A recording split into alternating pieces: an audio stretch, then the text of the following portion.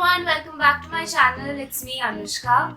Today's video is a much requested video because a lot of people asked me to talk about how I got into NIFT, that is National Institute of Fashion Technology. So finally here's the video.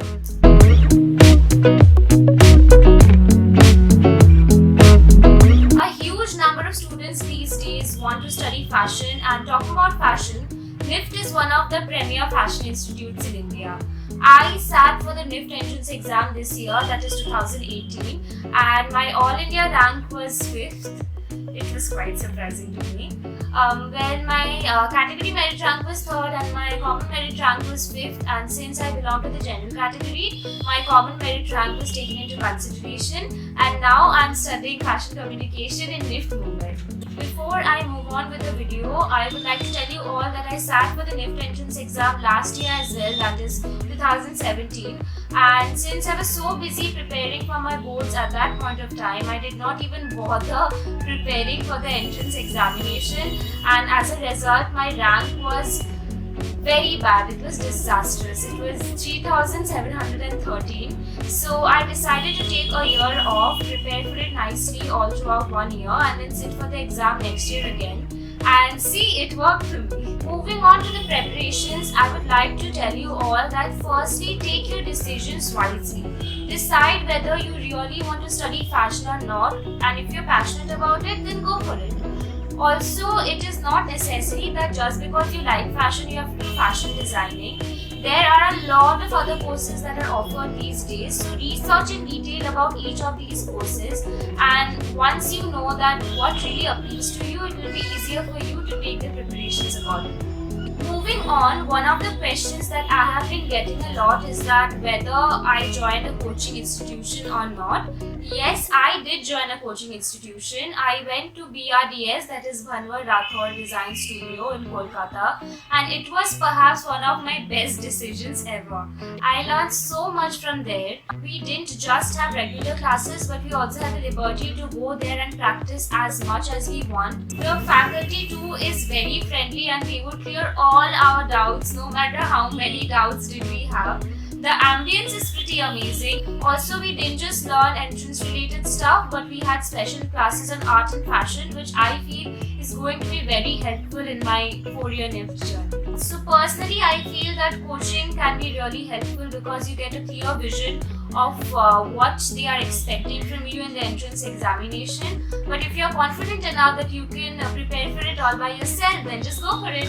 Another question that I have been getting a lot is that whether dropping is a good option or not. According to me, dropping can help you if you can make good use of the time and make the best of it. Last year, I joined up a college initially and took a political science honours, and I was juggling between college and coaching.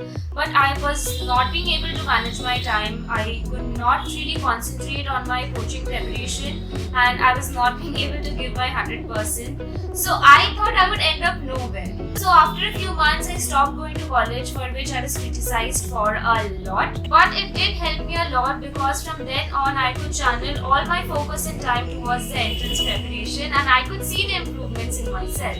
So dropping can help you if you are very determined and self-disciplined, because a lot of people drop and then just miss this opportunity. So you have to take this decision after thinking about it a lot. Also talk to your parents about it and then take a decision.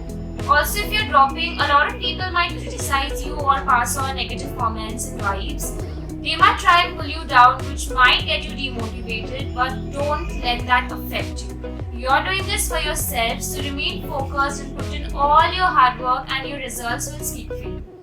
Moving on, the next question that I was asked a lot is that which part of the entrance examination is more important and requires more preparation. The entrance examination comprises of 3 examinations in total. The CAT, that is the Creative Ability Test, which has 50% weightage. The GAT, that is the General Ability Test, which has a 30% weightage. And in case if you qualify for the next round, then you sit for the Situation Test, which has a 20% weightage. So this makes it very clear that the CAT is the most important of the 3. But if you want a good rank and you want to get into a good center, then you have to excel in all of these 3 examinations. While you're preparing for the GAT and CAT, I would like to tell you all that you have to prepare for both every day by dividing the time accordingly. As for the CAT, practice sketching daily, especially compositions and human figures, because they help you improve your sketching skills and creativity a lot. The GAT is equally important. You cannot leave out any portion, especially maths. Pay attention to both the CAT and the GAT and prepare your best. When you're done with the basic preparations, start solving sample papers because they are really helpful. In case if you qualify for the second phase, you sit for the situation test, for which certain things have to be kept in mind, like make optimum use of the material that is given to you, keep your model neat and clean, add a lot of detailings to your model, work on your write-up, which is equally important, and stick to the time limit even when you're practicing at home. Lastly, remain confident, motivated and positive. That's all about this video. These were the questions that I have been receiving for the past few months. I hope this video and my answers were beneficial. In case if you have any more questions, you can hit me up in the comment section below. Make sure to give this video a thumbs up, subscribe to my channel, and until next time, bye!